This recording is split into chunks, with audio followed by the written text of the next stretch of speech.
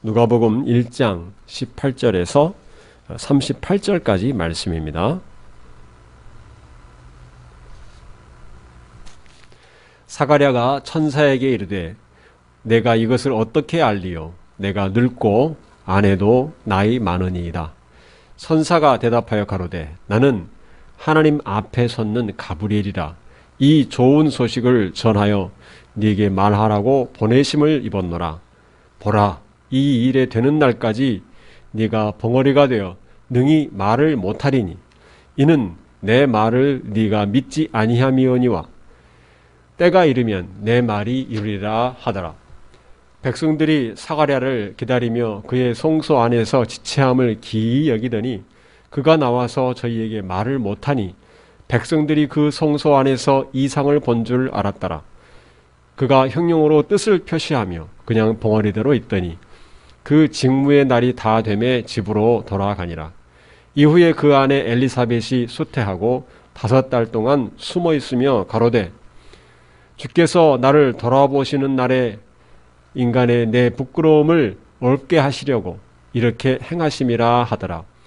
6째 달에 천사 가브리엘이 하나님의 보내심을 받들어 갈릴리 나사렛이란 동네에 가서 다윗의 자손 요셉이라 하는 사람과 정혼한 처녀에게 이르니 그 처녀의 이름은 마리아라. 그에게 들어가 가로되 은혜를 받은 자여 평안할지어다. 주께서 너와 함께 하시도다 하니 처녀가 그 말을 듣고 놀라 이런 인사가 어찌함인고 생각하며 천사가 일러 가로되 마리아여 무서워 말라. 네가 하나님께 은혜를 입었느니라. 보라, 네가 수태하여 아들을 낳으리니 그 이름을 예수라 하라. 저가 큰 자가 되고 지극히 높으신 이의 아들이라 일컬을 것이요 주 하나님께서 그 조상 다윗의 위를 저에게 주시리니 영원히 야곱의 집에 왕노릇 하실 것이며 그 나라가 무궁하리라. 마리아가 천사에게 말하되 나는 사내를 알지 못하니 어찌 이 일이 있으리이까? 천사가 대답하여 가로되 성령이 네게 임하시고 지극히 높으신 이의 능력이 너를 덮으시리니 이러므로 나실 바 거룩한 자는 하나님의 아들이라 일컬으리라. 보라, 네 친족 엘리사벳도 늙어서 아들을 배웠느니라. 본래 수태하지 못한다 하더니가 이미 6달이 되었나니 대저 하나님의 모든 말씀은 능치 못하심이 없느니라. 마리아가 가로되 주의 계집종이오니 말씀대로 내게 이루어지이다 하매 천사가 떠나가니라. 아멘. 기도하겠습니다. 하나님 아버지, 이 시간도 하나님의 말씀을 듣기를 원합니다. 우리에게 말씀하여 주옵소서. 살아있는 하나님의 말씀으로 말씀하여 주시고 이 시간 그 말씀들을 우리 마음에 새길 수 있도록 저희들의 마음을 열어주시옵소서. 우리의 영적인 눈과 귀가 열리게 하여 주시옵소서.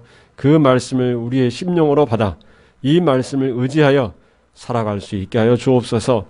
하나님 아버지, 이 시간 성령께서 충만히 임재하여 주셔서 이 귀한 말씀의 역사가 우리의 심령을 변화시키게 하여 주시고 우리가 이 세상에서 살아갈 힘과 지혜와 믿음과 소망을 갖게 하여 주옵소서. 예수 그리스도 이름으로 기도하옵나이다. 아멘. 우리 믿는 성도들은 믿음으로 삽니다. 그런데 우리가 살아가는 이 현실은 만만치가 않습니다. 우리의 믿음을 흔드는 그러한 일들을 많이 경험합니다. 그래도 우리는 하나님을 의지하고 하나님의 말씀을 의지하며 살아가야 할 것입니다. 오늘 본문은 우리가 하나님의 그 약속의 말씀 앞에 어떤 자세로 대해야 되는가 하는 것을 가르쳐주고 있습니다. 여기 본문에 보면 2가지의 반응이 비교가 되고 있습니다. 첫째, 불신앙입니다. 18절 사가랴 18절 말씀 보면 사가랴가 천사에게 이르되 내가 이것을 어떻게 알리요? 내가 늙고 아내도 나이가 많으니이다. 사가랴는 천사의 말을 믿지 않았습니다. 사가랴는 믿을 수 없는 이유를 말합니다. 천사가 사가랴에게 네 아내 엘리사벳이 아들을 낳을 것이다 하는 말을 전해 주었지만 믿을 수 없다고 합니다. 자신과 아내의 나이가 많다는 것입니다. 이 사가랴의 불신앙은 이 19절 20절의 말씀을 보면 알 수 있습니다. 천사가 대답하여 가로되 나는 하나님 앞에 섰는 가브리엘이라. 이 좋은 소식을 전하여 네게 말하라고 보내심을 입었노라. 보라, 이 일이 되는 날까지 네가 벙어리가 되어 능히 말을 못하리니 이는 내 말을 네가 믿지 아니하며니와 때가 이르면 내 말이 이루리라 하더라. 천사는 자신이 누구인가 밝히고 있습니다. 하나님 앞에 섰는 가브리엘이다. 이 천사가 전한 말은 하나님의 말씀이었습니다. 사가랴가 받아들이지 않은 것은 단순히 천사의 말이 아니고 하나님의 말씀인 것입니다. 하나님의 보내심을 받아 전한 하나님의 말씀을 사가랴가 받아들이지 않은 것입니다. 물론 사가랴는 그대로 믿기 힘든 이유가 있었습니다. 그러나 인간의 그 합리적인 생각보다 살아계신 하나님의 말씀을 그대로 믿는 것이 참된 믿음인 것입니다. 사가랴는 하나님 앞에 성실하게 제사장으로 직무를 다하여서 하나님 앞에 의인이라 인정받은 사람입니다. 정작 그가 성전 안에서 그 제사장의 직무를 감당하는 동안 그 성전 안에 나타난 주의 사자, 천사가 전하는 하나님의 말씀은 믿지 않은 것입니다. 특히 천사가 말해준 것은 아주 구체적인 것입니다. 태어날 아들의 이름도 요한이다. 이렇게 미리 정해 주었습니다. 15절 말씀에 보면 이 태어날 아이는 술도 마시지 않는 특별히 구별된 아이다. 엄마 뱃속에서부터 모태에서부터 성령의 충만함을 입고 태어날 것이다. 이렇게 말해 주었습니다. 그리고 그 태어날 아들이 감당할 사명이 무엇인가도 말해 주었습니다. 이처럼 구체적이고 확실하게 말해 주었는데도 사가랴는 믿지 않았습니다. 하나님께서 천사 가브리엘을 통해서 전해준 소식은 좋은 소식입니다. 가브리엘은 이 좋은 소식을 전하여 주라고 보내심을 받았다고 했습니다. 예수 그리스도의 오심을 예비하고 하나님이 보내시기로 하신 이 메시아 되신 예수 그리스도의 오심을 예비하고 알리는 그 사명을 받은 요한의 탄생은 좋은 소식입니다. 왜냐하면 예수님이 오실 것이기 때문입니다. 요한이 먼저 앞서 길을 예비하고 예수님께서 오실 것이기 때문에 요한의 탄생마저도 좋은 소식인 것입니다. 그런데 이 좋은 소식을 믿지 않은 사가랴는 말을 못하게 됩니다. 그의 불신앙으로 인하여서 이 좋은 소식을 말로 할 수 없게 된 것입니다. 좋은 소식은 우리가 자꾸 퍼뜨리고 말을 해야 되죠. 그런데 그것을 말로 하지 못하게 되었습니다. 하나님께서 말씀하신 대로 이루기까지 말을 하지 못하는 그러한 징계를 받게 되는 것입니다. 누가복음 1장 6절에 보면 사가랴와 엘리사벳은 하나님 앞에 의인이라고 인정받았습니다. 그러나 그들이 완전한 사람이라는 뜻은 아닙니다. 죄가 없는 사람은 아무도 없습니다. 다른 사람과 비교해서 대체적으로 볼 때 하나님의 말씀에 순종하는 삶을 살았다는 것입니다. 하나님의 계명과 규례, 즉 율법의 기준으로 볼 때 비난받거나 책망받을 일이 별로 없었다는 것입니다. 그들은 경건한 삶을 살았습니다. 그리고 당시의 사람들에게도 그렇게 인정을 받았을 것입니다. 그러나 그러한 율법을 잘 지켜가는 것보다 더 중요한 것은 하나님의 말씀을 듣는 것입니다. 믿는 것입니다. 하나님의 말씀을 믿는 것이 훨씬 중요합니다. 사가랴는 바로 이 점에서 잘못을 범했습니다. 우리는 여기서 아브라함과 비교를 해볼 수 있습니다. 우리가 창세기 15장 한번 찾아보겠습니다. 15장 1절부터 보겠습니다.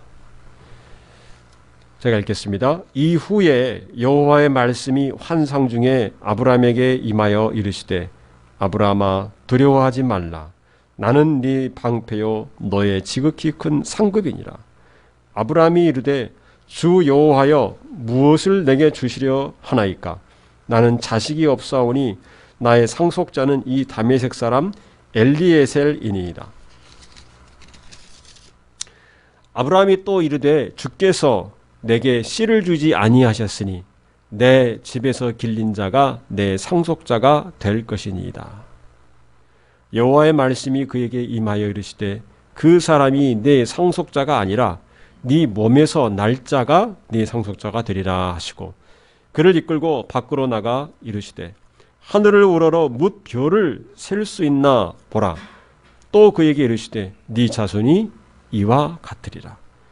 아브라함이 여호와를 믿으니 여호와께서 이를 그의 의로 여기시고.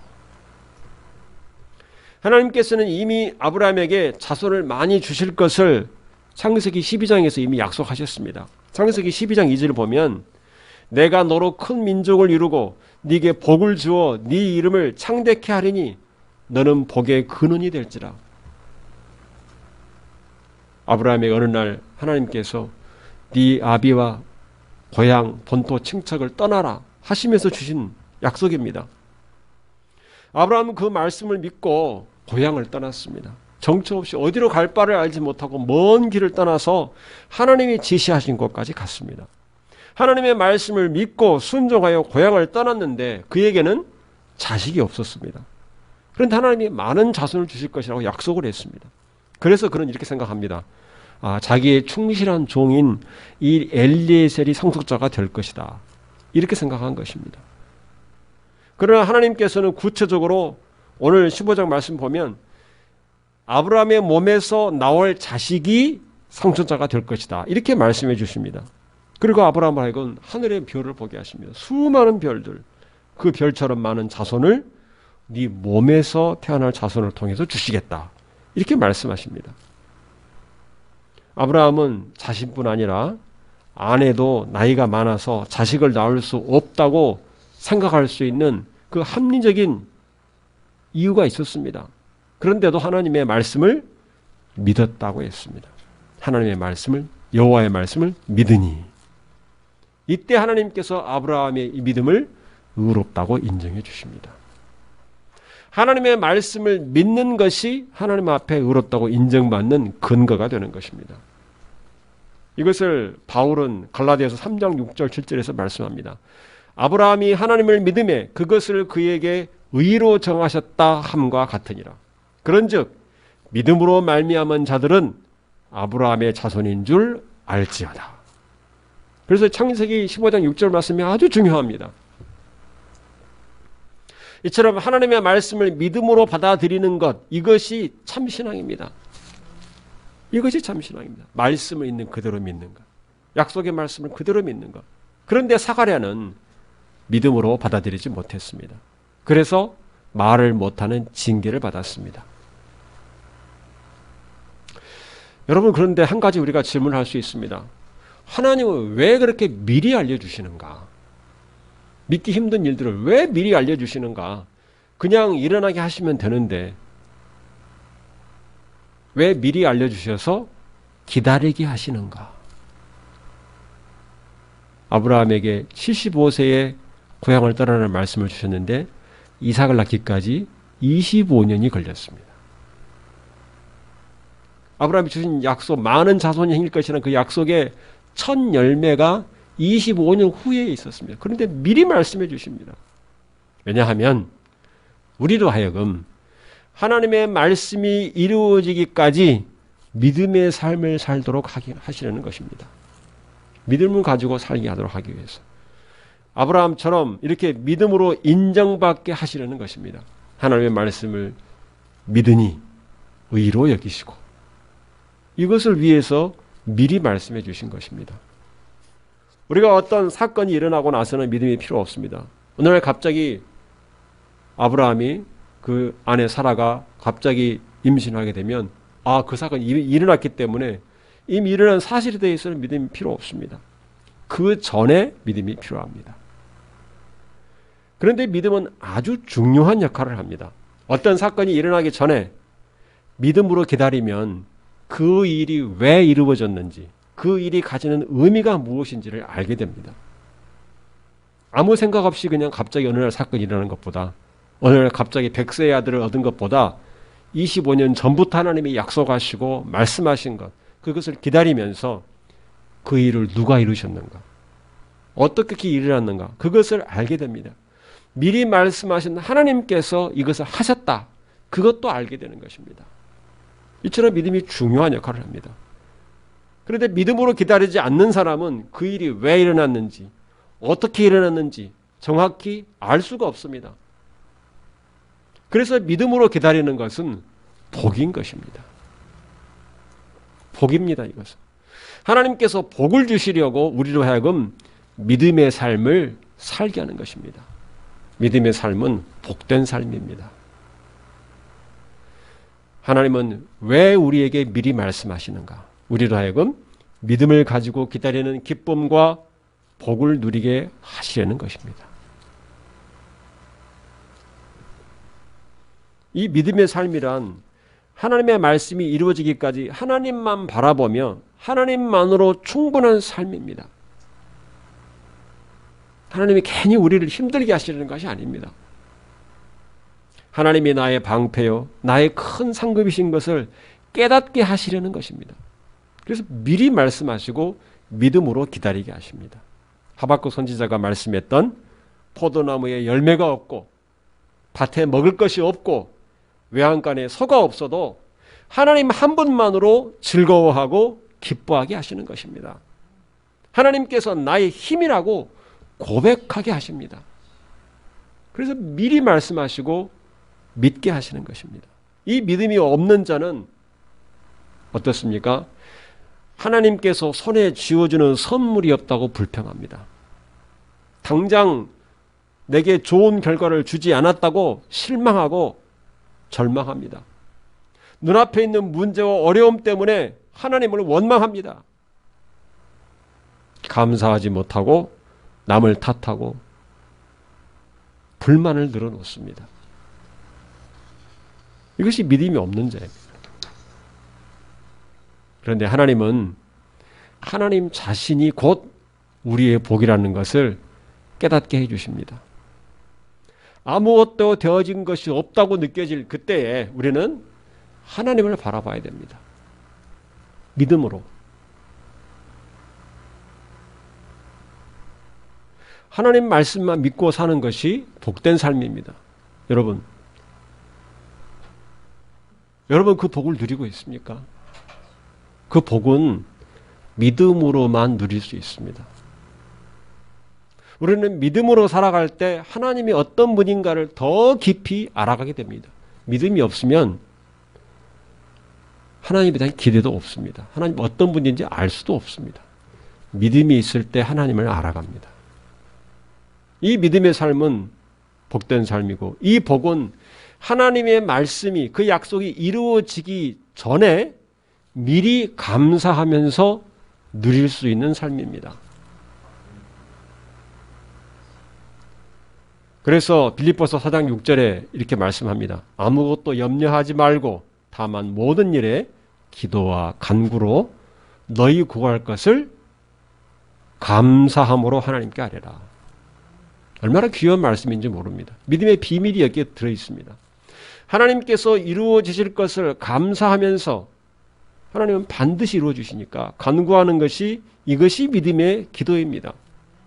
하나님은 하나님의 뜻에 합당하게 구하는 것은 반드시 이루어주십니다.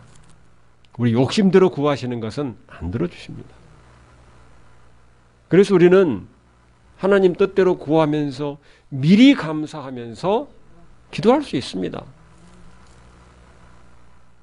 말씀으로 수없이 우리에게 약속해 주셨습니다.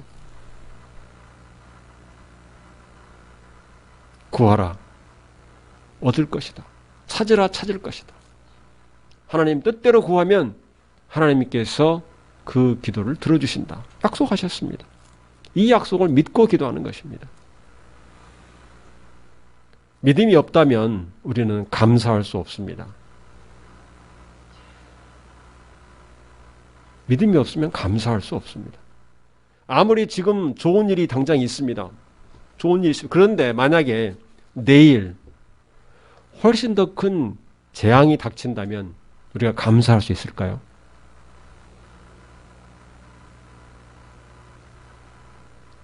그런데 지금 힘들고 어렵더라도 하나님께서 장차 선한 길로 인도해 하실 것을 믿는다면 지금 감사할 수 있습니다. 이것이 믿는 사람입니다. 믿음이 있는 사람. 그래서 감사는 우리의 믿음을 나타내는 것입니다. 하나님을 믿는 것입니다.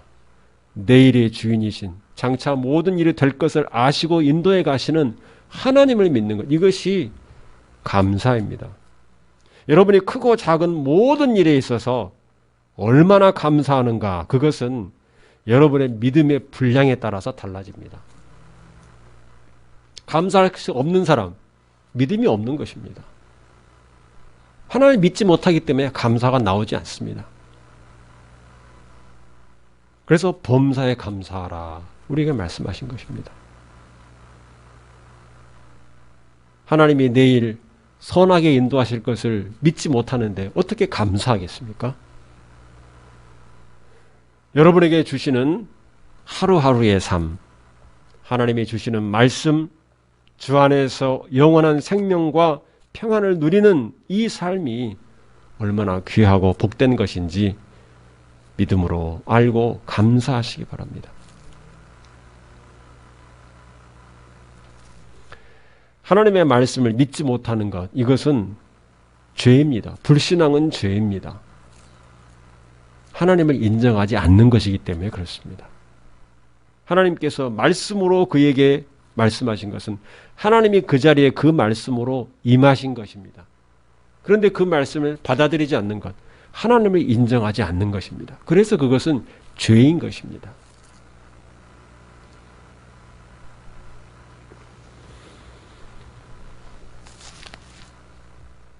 그래서 하나님의 말씀을 믿는 것은 하나님께 의롭다고 인정받는 것입니다. 사가랴는 말을 못하는 징계를 받았습니다. 그가 믿음으로 받아들였다면 하나님이 주신 이 약속을 붙잡고 살면서 그 믿음을 감사로 표현하고 아내와 함께 나누며 때로는 주위에 증거하는 이 복을 누렸을 것입니다. 주위에서 조롱하고 비웃는다 할지라도 하나님의 약속을 증거하는 것은 그에게 복입니다. 그런데 그가 믿지 못하자 하나님은 그 복을 주지 않으셨습니다. 말을 못하게 막아버리신 것입니다. 어리석은 것입니다. 사가랴는 어리석었습니다. 감사의 말을 하지 못하는 이 벙어리의 삶이 아니라 믿음으로 감사의 말을 하며 하나님께 늘 영광을 돌리는 삶을, 복된 삶을 사시기 바랍니다. 여러분의 믿음을 감사로 늘 표현하십시오.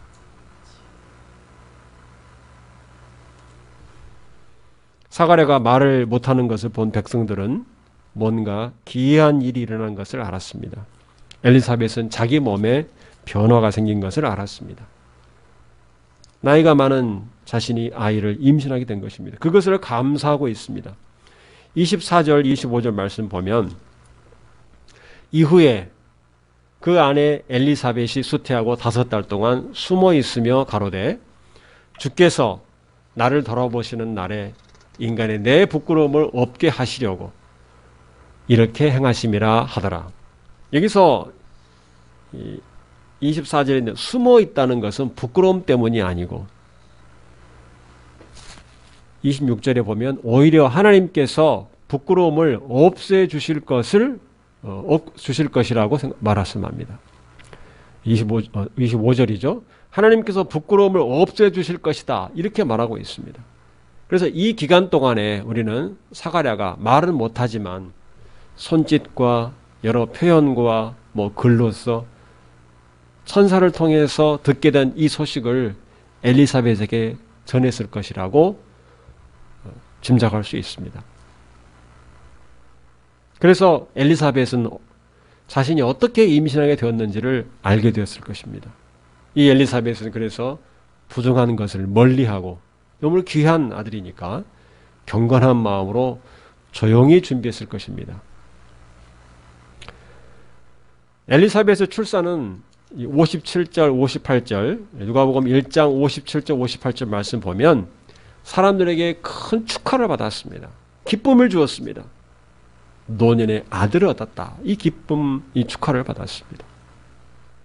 사가랴가 하나님의 말씀을 믿었다면 엘리사벳의 출산하기까지 기대와 감사와 기쁨으로 찬양을 하면서 보냈을 텐데 그렇지 못한 것입니다. 그래서 이 아이가 태어나고서야 비로소 찬양을 하게 됩니다. 그동안 못했던 찬양을 그때 하게 됩니다. 오늘 본문에서 두 번째로 믿음으로 하나님의 말씀을 받아들인 사람을 볼 수 있습니다. 마리아입니다.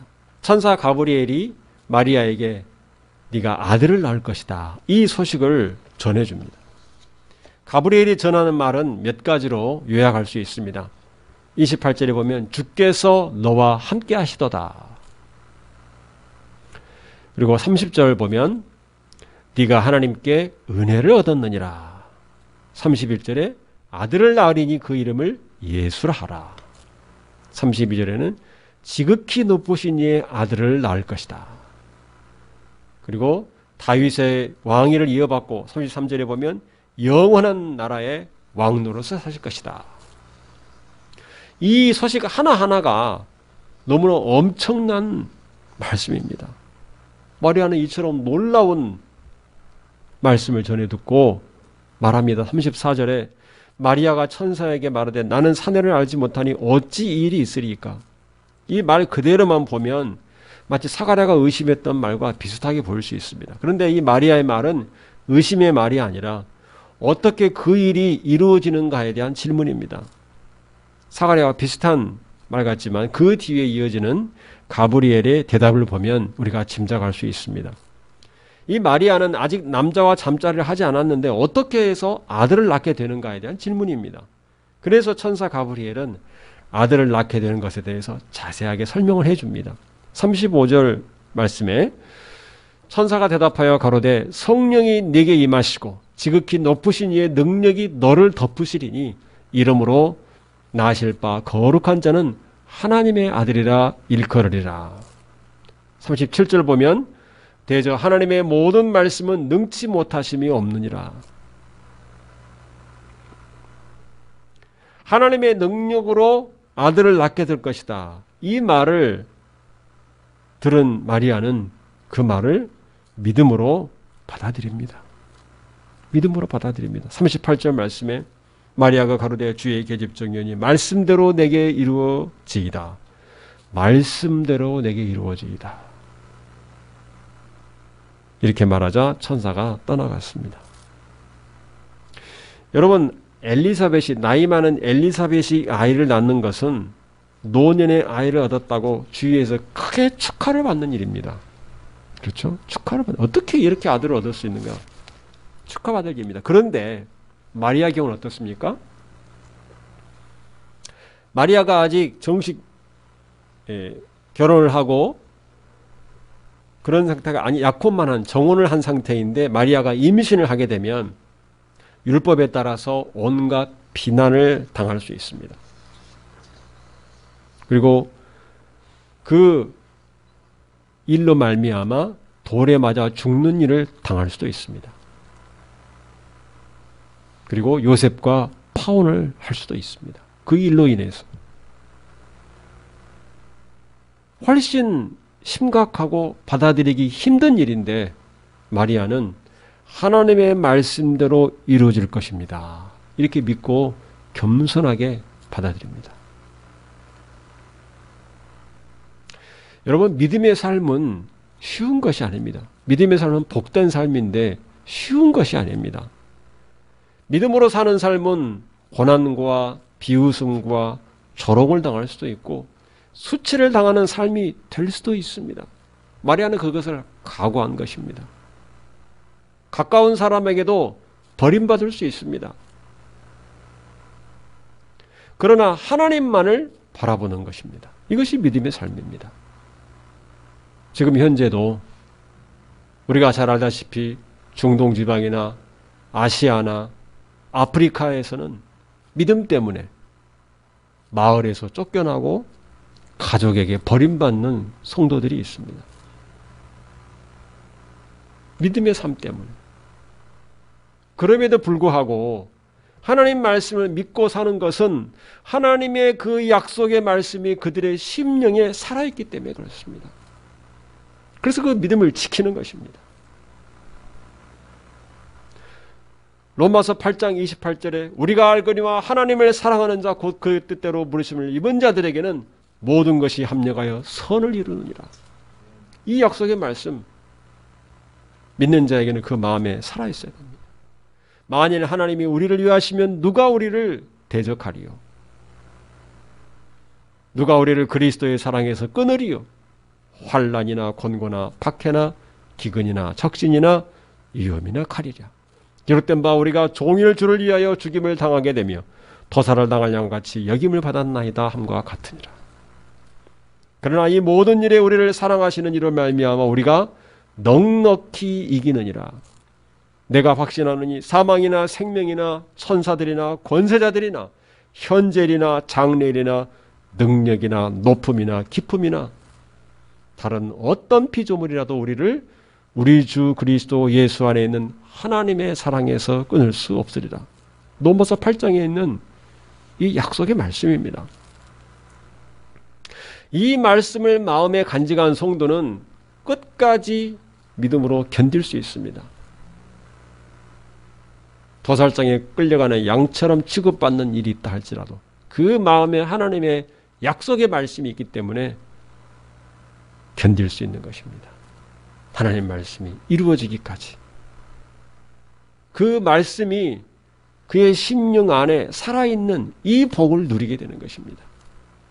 하나님이 함께 하시고 하나님의 은혜를 경험합니다. 성도 여러분, 하나님께서 여러분에게 늘 말씀하고 계십니다. 설교 말씀을 통해서, 경건의 시간을 통해서, 성경 통독을 통해서, 여러분의 묵상을 통해서 늘 말씀해 주십니다. 여러분 눈앞에 있는 현실보다 더 크고 놀라운 하나님의 말씀을 겸손하게 믿음으로 받아들이시기를 바랍니다. 믿음으로 받아들이면 믿음으로 복을 누리게 됩니다. 하나님 한 분만으로 충분한 이 즐거움과 기쁨을 누리게 되고 하나님을 더 많이 알아가게 되는 것입니다. 더 많이, 더 깊게, 풍부하게 하나님에 대한 지식이 늘어갈 것입니다. 어리석게 불신앙으로 이 복을 빼앗기지 않기를 바랍니다. 늘 감사하면서 이 믿음의 복을 누리시기 바랍니다. 믿음의 삶은 때로는 고난과 어려움이 따를 수 있습니다. 그러나 복된 삶입니다. 하나님의 말씀이 그 마음에 살아 역사하시는 기쁨이 충만할 것입니다. 이 믿음으로 복된 삶을 사시는 성도들이 되시기를 주님의 이름으로 축원합니다. 기도하겠습니다. 살아계셔서 우리에게 말씀하여 주시고 약속해 주시는 신실하신 하나님 아버지, 우리가 오늘 하나님의 말씀을 들었습니다. 약속의 말씀을 들었습니다. 하나님 아버지, 이 말씀을 우리 마음 가운데 새기게 하여 주시고 하나님의 말씀을 믿음으로 받아들이게 하여 주옵소서.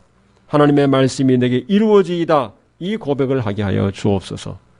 어리석게 하나님의 말씀을 믿지 못해서 징계를 당하는 사가랴와 같은 그러한 잘못을 범하지 않게 하여 주시고 하나님의 약속의 말씀을 믿음으로 받아서 인정받은 아브라함처럼 하나님의 말씀을 믿음으로 받아들인 마리아처럼 믿음의 삶을 살게 하여 주시옵소서.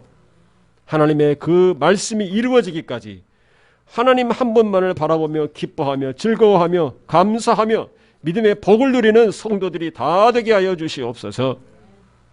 우리에게 복을 주시려고 미리 말씀하여 주시고 믿음으로 기다리게 하신 것을 깨닫게 하여 주시옵소서. 하나님이 이루시는 그날까지 기쁨과 감사로 찬양하며 믿음으로 승리하게 하여 주시옵소서. 우리 주 예수 그리스도의 이름으로 기도하옵나이다. 아멘.